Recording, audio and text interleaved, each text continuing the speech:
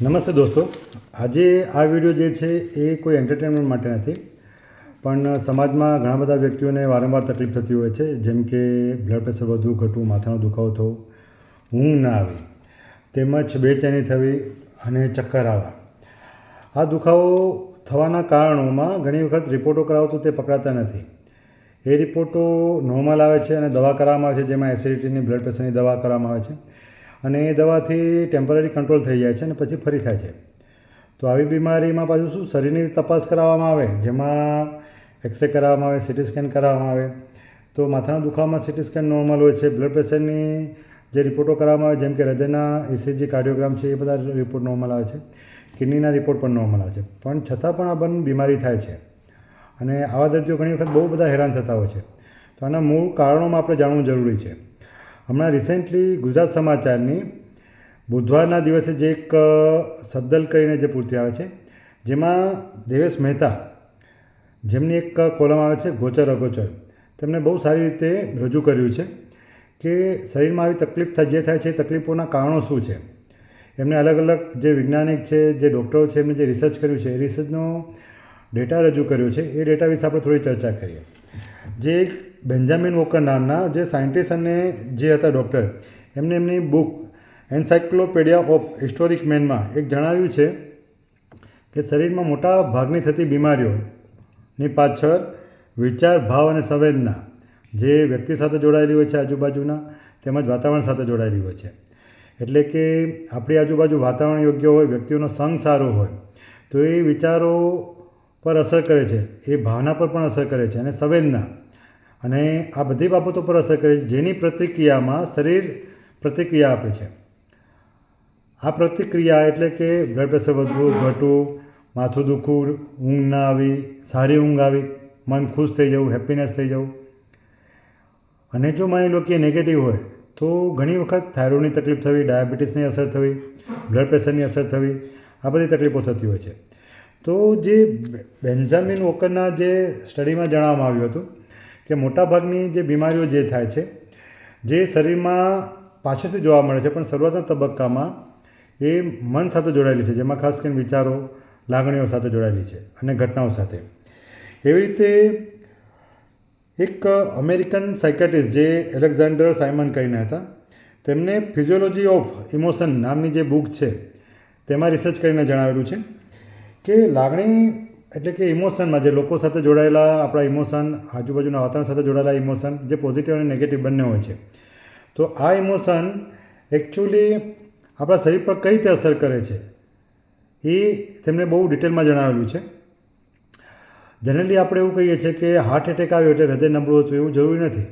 કોઈપણ માણસને તીવ્ર આઘાત લાગે કોઈપણ બાબતનો, અને એ તીવ્ર આઘાતમાં હૃદયની તપાસ કરતાં જો હૃદયની પટ્ટી નોર્મલ હોય, ઇકો નોર્મલ હોય, ECG નોર્મલ હોય, આ બધું નોર્મલ હોય આજની તારીખમાં, પણ આવતીકાલે કોઈ આઘાતવાળી ઘટના બની હોય, કોઈ દુઃખ થયું હોય અને કોઈ બાબત એવી હોય લાગણીની તીવ્ર કે જે મન સહન ન કરી શક્યું હોય, તો શક્ય છે કે શરીરમાં એ લાગણીઓના કારણે જે બદલાવ આવે છે, એ બદલાવમાં હાર્ટ એટેક આવી શકે, જેમાં બ્લડ પ્રેશર વધઘટ થાય, ઊંઘ ના આવે, એવું પણ થઈ શકે.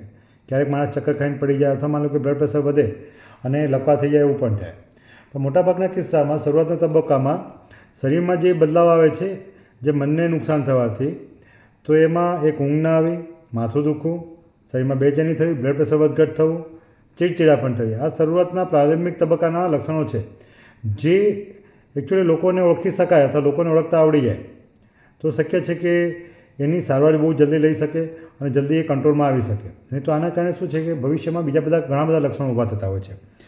આવા બીજા પણ વૈજ્ઞાનિક હતા, જેમની બુકમાં આપણે જોઈ શકીએ કે એક બુક લખેલી છે, પ્રસિદ્ધ સાયકાટ્રિસ્ટ છે, મનોવૈજ્ઞાનિક, જેમણે સ્ટ્રેસ અને ડિસીઝ વોલ્ફ હેરોલ્ડ નામના જે સાયન્ટિસ્ટે જે લખી હતી, તેમના વિશે આપણે, અને જોર્જ ગ્રોડેટ, એમને 2 બુક લખી હતી, એક influence of the mind upon the body અને સ્ટ્રેસ અને ડિસીઝ. આ બંનેમાં એમને બહુ સ્પેસિફિક લખેલું છે કે જે બીમારી મન સાથે જોડાયેલી છે, પણ જેની અસર શરીરમાં વર્તાય અથવા શરીર દ્વારા રિપ્રેઝન્ટ થાય, જેને સાયકોસોમેટિક ડિસઓર્ડર કહેવામાં આવતા હતા, પણ જેનું હમણાં સાયકોસોમેટિક એટલે મનોદૈહિક, જેની મન પર અસર થાય, લાગણી પર અસર થાય, વિચારો પર અસર થાય, ઘટનાઓના કારણે, વાતાવરણના કારણે કે લોકોના સંગના કારણે.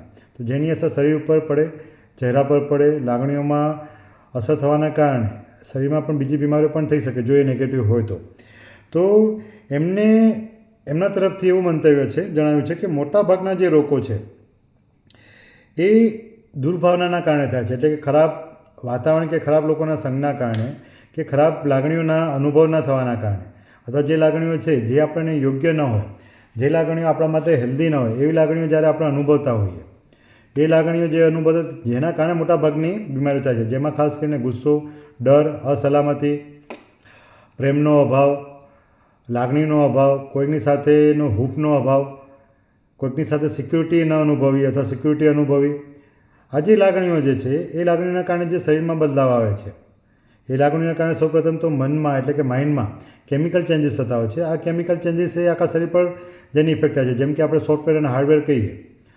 હાર્ડવેર જેવી રીતે મોબાઈલ છે, હાર્ડવેર છે, પડી જાય તો તૂટી જાય તો પણ બગડી જાય, પણ મોબાઈલમાં વાયરસ આવી જાય તો સોફ્ટવેર બગડી જાય તો પણ મોબાઈલ બગડી જાય. પણ ઘણી વખત શું કે મોબાઈલ પડ્યો અને એ આપણને દેખાય અને તૂટી ગયો છે એ પણ આપણને દેખાય, એટલે આપણને ખ્યાલ હોય કે આ મોબાઈલ પડવાથી તૂટી ગયો. પણ મોબાઈલ હેંગ મારે વાયરસના કારણે તો એ આપણને ખ્યાલ નથી આવતો, કેમ કે સોફ્ટવેરના ઇસ્યુ છે. તો માઇન્ડના જે તકલીફો છે એ બ્રેઇનના કેમિકલ ચેન્જીસ થવાના કારણે થતા હોય છે. એટલે વન કાઇન્ડ ઓફ સોફ્ટવેર છે જે સિટી સ્કેન કે એમઆરઆઈમાં નથી આવતું રિપોર્ટમાં, બરાબર છે. તો ઘણી વખત લોકો એવું પૂછતા હોય છે કે અમારો આ રિપોર્ટ સિટી સ્કેન અને એમઆરઆઈ બ્રેઇન નોર્મલ છે તો પણ માથું દુખે છે અને મળતું નથી, તો એવું કેમ? તો જેની પાછળના કારણો આ છે.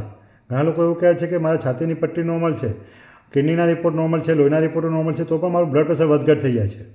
પણ બ્લડ પ્રેશર વધઘટ થવાનું કારણ ખાલી શરીરની તકલીફો નથી, પણ મેઇન જે આપણે કહીએ માઇન્ડ, મગજ, બ્રેઇન, એના જે કેમિકલ છે જેની સાથે જોડાયેલું છે. હવે આ કેમિકલો આપણી સંવેદના, લાગણી, વિચારો અને અનુભવ સાથે જોડાયેલા છે. એટલે અને આ અનુભવો તમારા વાતાવરણ અને તમારી સાથે રહેલા લોકો સાથે દ્વારા થતા હોય છે. એટલે જે પહેલાંના જમાનામાં સાયકોસોમેટિક ડિસીઝ કહેતા હતા, એટલે મનોદૈહિક રોગો, જે હવે સાયકોફિઝિયોલોજીકલ ડિસઓર્ડર કહેવામાં આવે છે.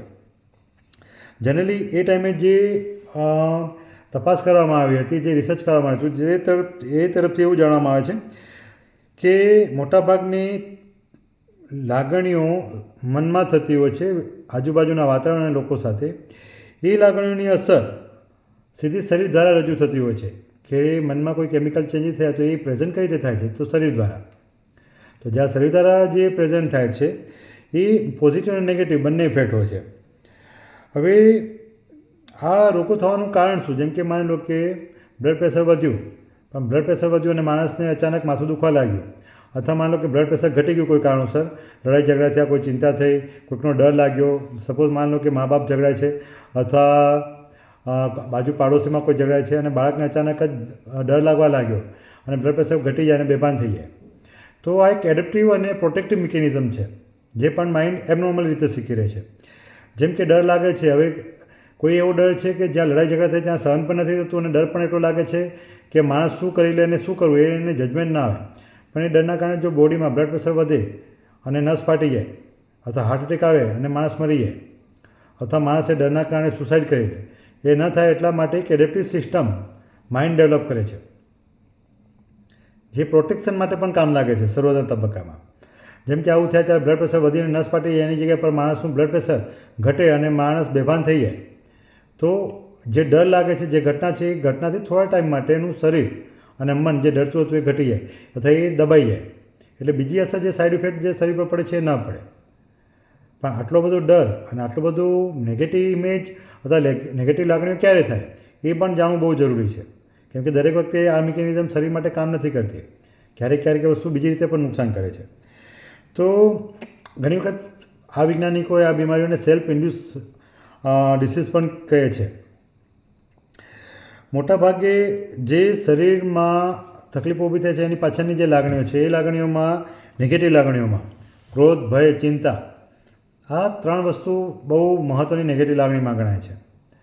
જેની સામે એક ખુશી, હેપીનેસ, પોતાની જાતને એક્સપ્રેસ કરવું, પોતાના લોકો સાથે હસી મજાક કરવું, પોતાની મનની વાત કહી શકવી, પોતે ડર ન અનુભવ અને હૂંફ અનુભવી, કોઈની સાથે પ્રેમ અનુભવ, સેફ્ટી અનુભવી, એ પોઝિટિવ લાગણીઓ છે જે તમે તમારા મિત્રો, મા બાપ, ભાઈ બહેન સાથે, તમારા હસબન્ડ વાઈફ સાથે તમે એ અનુભવતા હો છો. પણ સાથે સાથે ક્યારેક ક્યારેક આ જ બધી લાગણીઓ જો ન અનુભવાતીની સામે નેગેટિવ લાગણીઓ અનુભવાતી હોય, જેમાં ડર છે, ભય છે, એન્ઝાયટી છે, ક્યારે શું રિએક્ટ કરશે કોઈ બીજા વ્યક્તિ, આપણી સાથેના પાર્ટનર કે આપણા મા બાપ કે આપણા બાળકો, એ આપણે જ્યારે ન વિચારી શકતા હોય ને આપણે 24 કલાક ડર રહેતો હોય તો એ નેગેટિવ લાગણીઓ છે. તો આ જે નેગેટિવ લાગણીઓ જે ઊભી થાય છે એ એકચ્યુઅલી બ્રેઇનમાં સ્પેસિફિક જે એરિયા છે, જેને લિમ્બિક સિસ્ટમના બે ભાગ છે, જેમાં એક હાઇપોથેલેમસ અને થેલેમસ જે છે, બરાબર છે, એમેગડાલા છે, આમાં ઇમોશનનું ડેવલપમેન્ટ થતું હોય છે. તો આ જે ભાગ છે એ આખું સિસ્ટમ આપણા ઇમોશનને ડેવલપ પણ કરે છે, અનુભવ બી કરાવે છે, પરસેપ્શનને બી એ એનાલિસિસ કરે છે, જેના પ્રમાણે આપણી લાગણીઓ ઊભી થાય છે. જો આ પરસેપ્શન રોંગ હોય અથવા આપણે પરસેપ્શન નેગેટિવ હોય તો શક્ય છે કે તેમાંથી જે કેમિકલ જે બનવા જોઈએ ઘણી વખત આપણને 3 મિકેનિઝમ માટે કામ લાગતા હોય છે, કાં તો લડવા માટે, જેને ફાઇટ કહીએ, કાં તો ફ્લાઇટ ભાગવા માટે, અથવા ફ્રીઝ એટલે આપણે ભાગી પણ ન શકીએ, લડી પણ ન શકીએ ડરના કારણે. તો આવા 3 ઇમોશનો નેગેટિવ ઊભા કરવા માટે પણ એ જવાબદાર છે. તો આ જનરલી કોઈ પણ બાબતોના કારણે જે લાગણીઓમાં બદલાવ આવે છે, આ લાગણીઓ જે શરીરમાં ચેન્જીસ લાવે છે, વર્તનમાં ચેન્જીસ લાવે છે, જે ઘણી વખત લોકોને જાણકારી હોતી નથી. હવે જેના કારણે આપણે ઘણી વખત બ્લડ પ્રેશર વધી ગયું કે બ્લડ પ્રેશર ઘટી જાય છે, બીપીની દવા લઈએ તો પણ વધી જાય છે, ઘટી જાય છે, પણ શરીરના બધા રિપોર્ટ તો નોર્મલ છે. તો આના માટે જાણવું જરૂરી છે કે જો શરીરના રિપોર્ટ નોર્મલ હોય, જેમ કે કિડનીના રિપોર્ટ નોર્મલ છે, કારણ કે કિડનીની બીમારી હોય તો પણ બ્લડ પ્રેશર વધે, લોહી જાડું હોય તો પણ બ્લડ પ્રેશર વધે, વ્યસન કરતા તો પણ બ્લડ પ્રેશર વધે, હૃદયની તકલીફ હોય તો પણ બ્લડ પ્રેશર વધે. એવા બીજા શરીરના ઘણા બધા કારણો છે, પણ જો આ બધા કારણો નોર્મલ હોય અને સીટી સ્કેન એમઆરઆઈ પણ નોર્મલ હોય, જે બ્રેઇન સાથે જોડાયેલું છે, તો આ બધી તકલીફ મનોદેહિક એટલે મન સાથે જોડાયેલી છે. અને 70% ઇલનેસ જે ઊભી થાય છે જેના કારણોમાં માઇન્ડની તકલીફ જવાબદાર છે, એટલે કે માનસિક બીમારી કે ગાંડપણની બીમારી જવાબદાર નથી, આ મન સાથે જોડાયેલી તકલીફ છે. આ તકલીફો સાથે પ્રૂફ કરવા માટે ઘણા બધા રિસર્ચ ઘણા બધા વૈજ્ઞાનિકોએ કર્યા છે, ઘણા બધા ડૉક્ટરોએ પણ કર્યા છે. તો જેમાંથી એવું જાણવા મળ્યું છે કે જે હાઇપોથેલેમસનો જે ભાગ છે, જેમાં માણસને ડર લાગે ત્યારે અથવા કોઈ બાબતથી સંમતિ ન થાય કે પોતે એક્સપ્રેસ ન કરી શકે ત્યારે હાઇપોથેલેમસનો જે ડોર્સોમેડિયલ ન્યુક્લિયસ ભાગ છે, જે એક હાઇપોથેલેમસ એ બ્રેઇનનો એક ભાગ છે, એમાં એનો પણ એક આ પેરા ભાગ છે. તો એમાંથી એક ક્રોધનું ઉત્પન્ન થાય છે, જે રસાયણો ઉદ્ભવે છે. હવે આ જે ભાગ છે એ ભાગ જે આપણે કહીએ કે હાઇપોથેલેમસ, એની સાથે pituitary gland, pineal gland, adrenaline gland આ બધી સાથે જોડાયેલી હોય છે. આ બધી બાબતોના કારણે ઘણી વખત પોઝિટિવ અને નેગેટિવ બંને લાગણીઓ સર્જાતી હોય છે. પણ જેનું મેઇન કારણ તો છે કે લાગણીઓનું મેનેજમેન્ટ ન કરી શકવું, એટલે કે માઇન્ડ મેનેજમેન્ટ ન કરી શકવું, ઇમોશન મેનેજમેન્ટ ન કરી શકવું.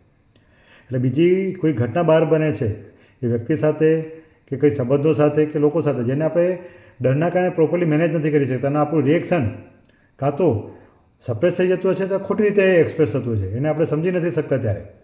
તો જેના કારણે નેગેટિવ લાગણીઓ ઊભી થાય છે, જેમાં બાળકો મા બાપથી ડરી જતા હોય છે, એક્સપ્રેસ નથી કરી શકતા.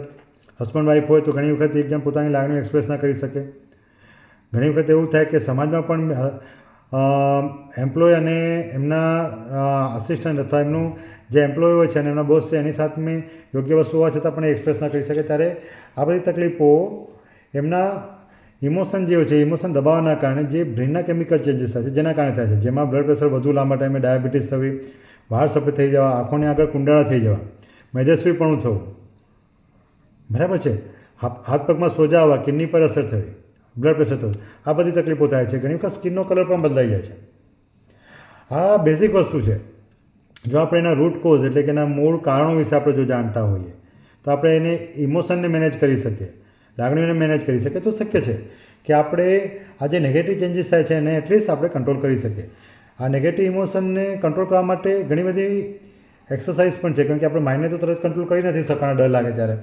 તો એ ડરના કારણે જે બ્રેઇનમાં ચેન્જીસ થાય છે કેમિકલના, માઇન્ડની તકલીફના કારણે એટલે કે ઇમોશનના કારણે જે બ્રેઇનમાં કેમિકલ ચેન્જીસ થાય છે, એ કેમિકલ ચેન્જીસ થવાના કારણે શરીર પર પણ તકલીફ પડે, જેમ કે હાથમાં ધ્રુજારી આવી જવી, હાથ પગમાં દુખવું, માથું દુખવું, રડી પડવું, ગુસ્સો આવો પણ કહી ન શકવું, ગભરામણ થઈ જવી, ઘણી વખત બાળકો કપડામાં પેશાબ કરી જવા, રાત્રે ઊંઘમાં ચાલવું, બોલવું, ડરી જવું, શું કહેશે ન કહેશે સામેવાળા વ્યક્તિ, અને જો એ ખાસ કરીને વડીલ હોય તો મા બાપ હોય તો બાળકો પણ બહુ ડરી જતા હોય છે.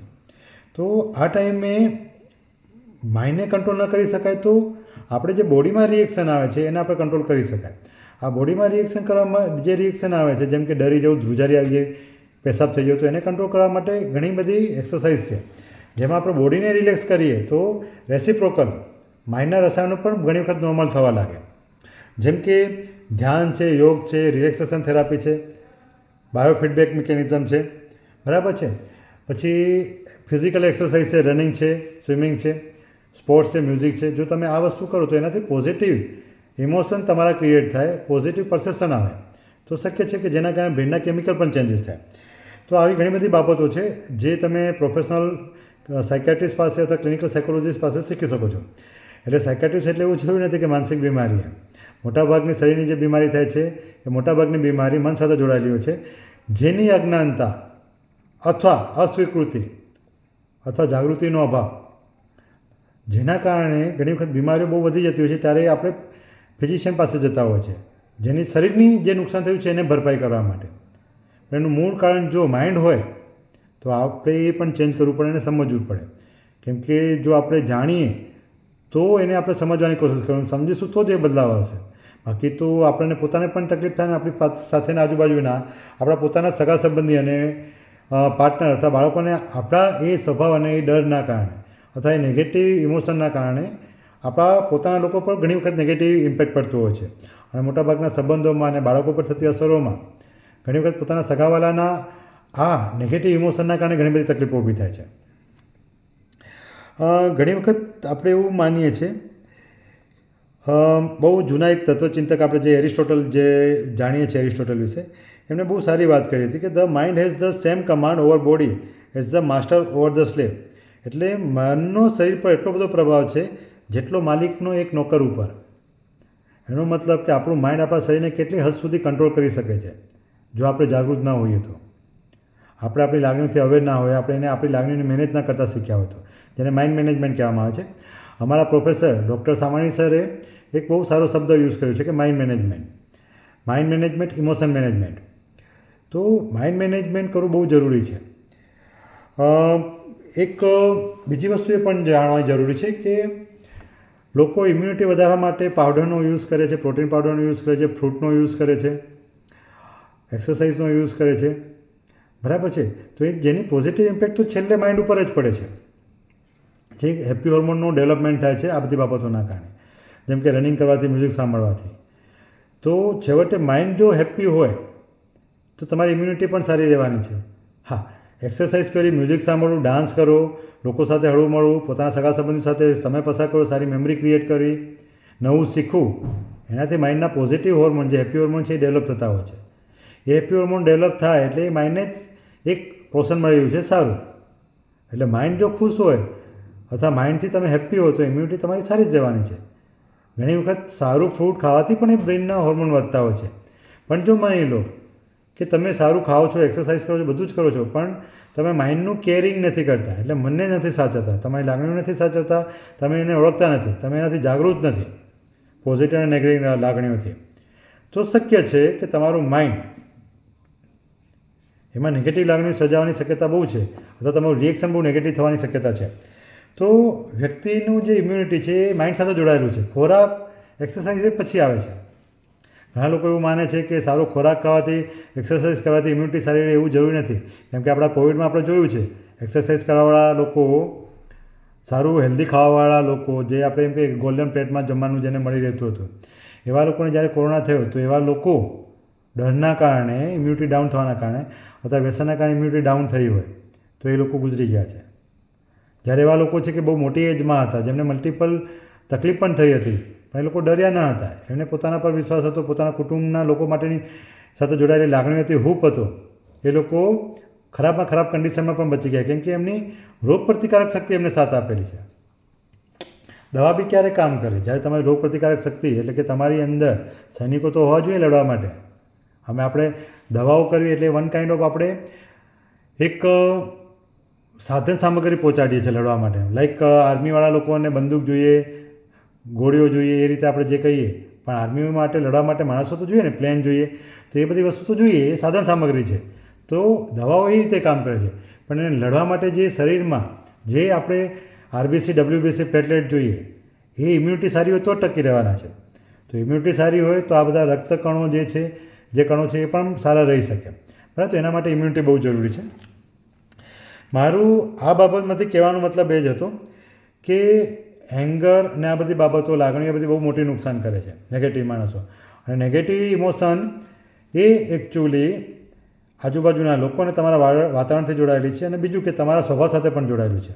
તમારું અપબ્રિંગિંગ કેવું થયું છે એના પ્રમાણે તમારી થિંકિંગ પેટર્ન, તમારું પરસેપ્શન અને તમારી થોટ પ્રોસેસ થતી હોય છે.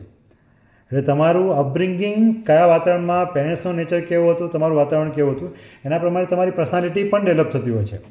તો આ બહુ મહત્ત્વનું છે. તો જે આ 5/3/2025 ગુજરાત સમાચારમાં જે ગોચર અગોચરમાં જે કોલમ છે તેમાં દેવેશ મહેતા, જેમણે બહુ સારી રીતે આ પ્રેઝન્ટ કર્યું છે. જો તમારી પાસે ન્યૂઝપેપર હોય તો તમે આ રીડિંગ કરી શકો છો. અને લાસ્ટમાં ડૉક્ટર રેડફોર્ડ વિલિયમ્સે કહ્યું છે, how you react to your environment plays perhaps A far more important part in bringing on A heart attack then what you it, inhale or how you exercise. એનો મતલબ એવો છે કે તમે કેવો આહાર લો છો, કેવો શ્વાસ લો છો, કેવી રીતે કસરત કે વ્યાયામ કરો છો, એ બધા કરતાં હૃદયરોગ અને બ્લડ પ્રેશર થવા માટે તમારી આસપાસનું વાતાવરણ, કેવી પરિસ્થિતિ અને કેવા વ્યવહાર વર્તન કરો છો, તમે તમારી સાથે કેવો વ્યવહાર વર્તન થાય છે અને તમે કેવી પ્રતિક્રિયા કરો છો એના પર આધાર રાખે છે. જે ખાસ કરીને એમને ડૉક્ટર વિલિયમ્સે તેમની સાયકોસોશિયલ વેલ્યુઝ અને હાર્ટ એન્ડ કાર્ડિયોવાસ્ક્યુલર ડિસીઝની જે બુક છે એમાં રિસર્ચ કરીને લખેલું છે. તો મિત્રો, આ વિડીયો એટલું જાણકારી માટે છે કે મનમાં જે તકલીફો થતી હોય છે જેના વિશે જાણકારી મેળવો અને પોતાની હેલ્થ સુધારો અને પોતાના લોકોની પણ હેલ્થ સુધારો. કેમ કે મોટાભાગની બીમારી માઇન્ડ સાથે જોડાયેલી છે અને લોકો એવું માને છે કે માઇન્ડની બીમારી એટલે માનસિક બીમારી. એવું જરૂરી નથી. સાયકોટિક બીમારી અને ન્યુરોટિક બીમારી બે અલગ છે. અને તેમાં ઘણી વખત જે સ્માર્ટ લોકો છે, જે સમજદાર લોકો છે, જે કન્સલ્ટન્સી કરાવે છે પ્રોફેશનલ લોકોની, જેમાં સાયકેટ્રિસ્ટ લોકોની કન્સલ્ટન્સી કરાવે છે, ક્લિનિકલ સાયકોલોજિસ્ટની કરાવે છે, ઘણી વખત કોઈ વડીલ એક્સપર્ટ હોય ઘરમાં, કુટુંબમાં, જે ઉંમરના કારણે અનુભવી હોય, એ લોકોનું પણ એ લોકો માર્ગદર્શન લે છે. તો એ બહુ જરૂરી છે. કેમ કે આ લાગણીઓ ઘણી વખત સમજી ન શકાય એવી પણ હોય છે. જે લાગણીઓના વિશે આપણે જાણતા ન હોય, આપણે સાચી જ માનતા હોય, એ વિચારોને પછી આપણે ફોલો કરતા હોય લાગણીઓ કારણે જે વિચારો થાય, અને એ વિચારો ઘણી વખત નેગેટિવ હોય, જેના કારણે આપણે હિંમત અને આશા ગુમાવી બેસીએ છીએ. ધન્યવાદ મિત્રો. આ મારો વિડીયો ગમ્યો હોય તો લાઇક કરજો, સબસ્ક્રાઈબ કરજો. Thank you.